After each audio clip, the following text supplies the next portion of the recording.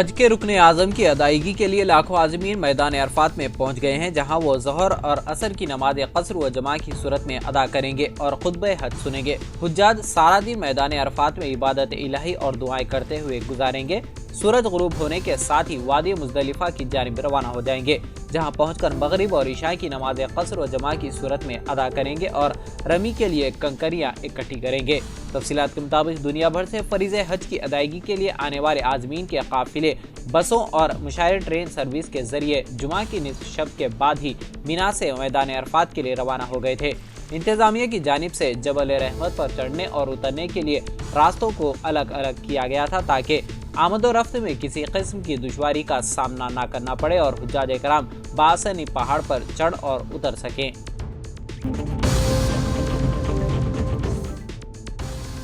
G7 meeting میں شرکت کرنے اور اٹلی کے اپنے ایک دن کے دورے کے دوران متعدد دو طرفہ ملاقاتوں کے بعد وزیراعظم نریندر مودی ہفتے کو دہلی واپس ہو گئے۔ وزیراعظم نے کہا کہ عالمی رہنماؤں کے ساتھ بات چیت کے بعد ان کا دن نتیجہ خیز رہا۔ انہوں نے ایکس پر پوسٹ کرتے ہوئے کہا کہ اپولیا میں G7 سربراہ اجلاس میں ایک بہت ہی نتیجہ خیز دن گزرا۔ عالمی رہنماؤں کے ساتھ بات چیت کی اور مختلف موضوعات پر تبادلہ خیال کیا۔ ہمارا مقصد ایسے مؤثر حل پیدا کرنا ہے جس سے عالمی برادری کو فائدہ پہنچے اور آنے والی نسلوں کے لیے ایک بہتر دنیا کی تشکیل ہو۔ پی ایم مودی نے ان کی گرمجوشی اور مہمان نوازی کے لیے اٹلی کے عوام اور حکومت کا بھی شکریہ ادا کیا۔ انہوں نے کہا کہ ایک اہم G7 چوٹی کانفرنس جہاں میں نے عالمی سطح پر ہندوستان کا نقطہ نظر پیش کیا۔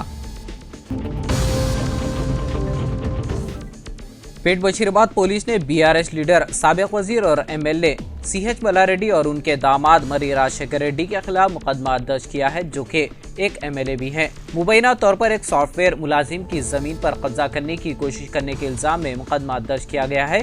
عہدیداروں نے بتایا کہ یہ دونوں MLA کے خلاف درج ایک مقدمہ پرانا تھا اور اس میں مزید کوئی پیش رفت نہیں ہوئی ہے۔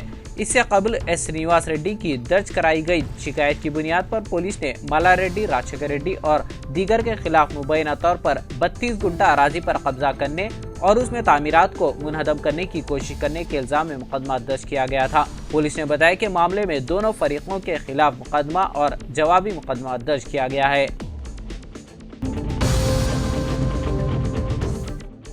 چھتیس گڑھ کے کونڈا گاؤں میں جمعہ کی دیر رات گئے مسافروں سے بھری بس کے حادثے کا شکار ہونے سے 2 لوگوں کی موت واقع ہو گئی اور 25 سے زائد افراد زخمی ہو گئے۔ اطلاعات کے مطابق یہ حادثہ ضلع کونڈا گاؤں میں نیشنل ہائی وے کے قریب پیش آیا۔ حادثہ اس وقت پیش آیا جب تیز رفتار بس کا ٹائر اچانک پھٹ گیا۔ ٹائر پھٹتے ہی بس بے قابو ہو کر سڑک کے کنارے ایک دکان سے جا ٹکرائی۔ حادثے میں 2 افراد موقع پر ہی دم توڑ گئے جبکہ 25 سے زائد افراد زخمی ہیں۔ زخمیوں میں کئی بچے اور خواتین بھی شامل ہیں۔ اس حادثے میں بس کے ڈرائیور اور ایک مسافر دونوں کی موت واقع ہو گئی۔ یہ بس مہندر ٹریولز کی بتائی جاتی ہے۔ واقعے کے بعد پولیس فوری طور پر موقع پر پہنچ گئی اور چھان بین شروع کر دی۔ حیدرآباد سے تعلق رکھنے والے ایک عازم حج محمد تاج الدین کا مکہ سے مینا کے سفر کے دوران دم گھٹنے کی وجہ سے انتقال ہو گیا، جو پرانے شہر کے شاستری پورم سے تعلق رکھتے تھے اور وہ تلنگانہ حج کمیٹی کی جانب سے اپنی اہلیہ کے ساتھ سعادت حج کے لیے روانہ ہوئے تھے۔ اطلاعات کے مطابق مینا روانہ ہونے کے لیے بس میں سوار ہونے کے بعد محمد تاج الدین کی سانس پھولنے لگی اور وہ گھٹن محسوس کرتے ہوئے چکرا کر بس میں بے ہوش ہو گئے۔ بس میں سوار دیگر افراد نے انہیں بس سے نیچے اتار کر CPR کی مدد سے طبی امداد پہنچائی لیکن وہ انتقال کر گئے۔ بتایا گیا ہے کہ مکہ مکرمہ میں گزشتہ چند دنوں سے درجہ حرارت میں کافی اضافہ دیکھا جا رہا ہے۔ جمعہ کو مناسک حج کے آغاز کے موقع پر بھی کافی گرمی تھی اور تلنگانہ کے عازمین کو مینا روانہ ہونے کے لیے وقت پر بسوں کا بھی انتظام نہیں کیا گیا۔ عازمین حج کو جمعرات کی رات سے ہی مینا منتقل ہونا تھا اور انہیں جمعہ کو ظہر تک وہاں پہنچنا تھا، لیکن جمعہ کی دوپہر بسوں کا انتظام کیا گیا اور کم تعداد میں بسوں کو لایا گیا، جس کی وجہ سے ایک بس میں گنجائش سے زائد افراد سوار ہو گئے، جس کی وجہ سے بھی عازمین کو مشکلات کا سامنا کرنا پڑا۔ تلنگانہ کے نارائن پیٹ ضلع میں اراضی تنازع میں گاؤں والوں نے ایک شخص کو جانوروں کی طرح لاٹھیوں سے پیٹ کر ہلاک کر دیا۔ دل دہلا دینے والا اس واقعے کا ویڈیو سوشل میڈیا پر وائرل ہونے کے بعد وزیر اعلیٰ ریونت ریڈی نے ریاست کے DGP روی گپتا کو ہدایت دی کہ وہ حملہ آوروں کے خلاف سخت کارروائی کریں۔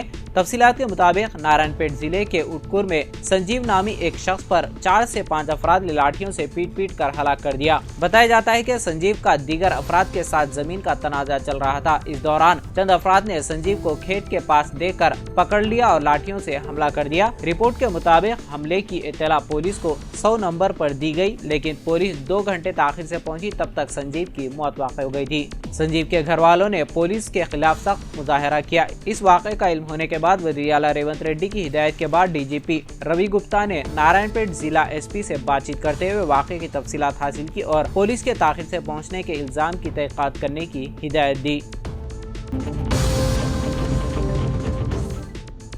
कर्नाटक हाईकोर्ट ने सीआईडी को साबिक़ वज़ीर आला BS येदियुरप्पा को पोस्को केस में गिरफ्तार करने से रोक दिया और बीजेपी के सीनियर कायद को 17 जून को सीआईडी में पेश होने की हिदायत दी। हाईकोर्ट के हुक्म से कबल रियासती वज़ीर दाखिला जी परमेश्वर ने कहा था कि साबिक़ वज़ीर आला BS येदियुरप्पा के खिलाफ वारंट गिरफ्तारी जारी हुआ और राय दी कि अगर वो पोस्को केस के सिलसिले में जल्द से जल्द तहक़ीक़ात के लिए पेश हो जाएं तो अच्छा होगा। साफ़ियों से बात करते हुए परमेश्वर ने कहा कि येदियुरप्पा ने दावा किया कि वो 17 जून को तहक़ीक़ाती अहदेदारों के रूबरू पेश होंगे।